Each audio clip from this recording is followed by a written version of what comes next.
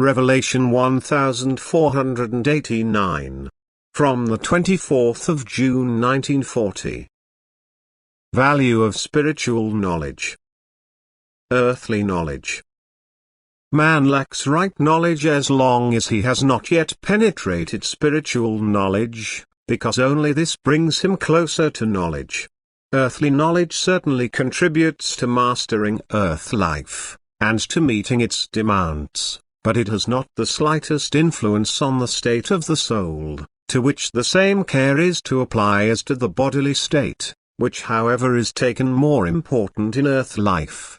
Spiritual knowledge is the nourishment of the soul, it is that which alone is beneficial for the soul, which gives it power for the task of life.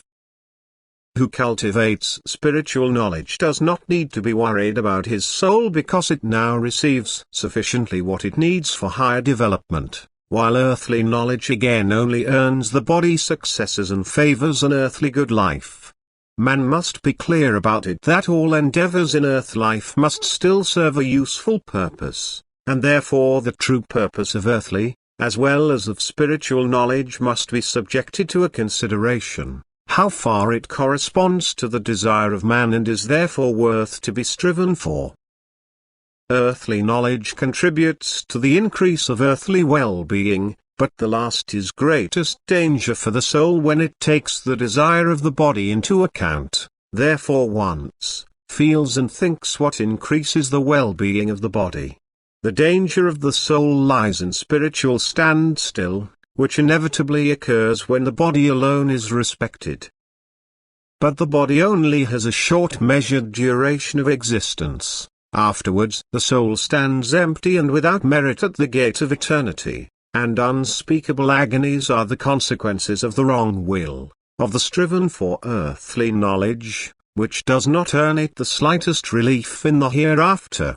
But who strives for spiritual knowledge, he already reaches a high degree of maturity on earth, because that, what is imparted to him of spiritual knowledge, drives the soul to care for its higher development. It does not pay attention to the body and is constantly anxious to use earth life according to spiritual knowledge, what will earn it greatest success already on earth and is felt indescribably redeeming in the hereafter. Because to stand in spiritual knowledge means a penetration into God's rule and work, it means to have knowledge of God's power current, of God's love, omnipotence and wisdom, of the radiation of His Spirit, of the purpose and meaning of all creation and the grants of favor, which man can win for himself, if he just wants. The knowledge about all this is impetus to conscious work on oneself. It lets the bodily desire step into the background and the desire for God become the purpose of life. Spiritual knowledge therefore promotes the state of soul and puts man into the position to form himself to a light being already on earth. Spiritual knowledge first brings advantage to the soul, but also does not leave the body unconsidered, because it is now also given to it what it needs. When the soul is first thought of and the bodily desire is not respected for the sake of the soul. And the departure from this world will be an easy one and lead the soul towards eternal glory because it goes over with an unnamable wealth. It takes all treasures with it as it were, which it has acquired through spiritual knowledge on earth.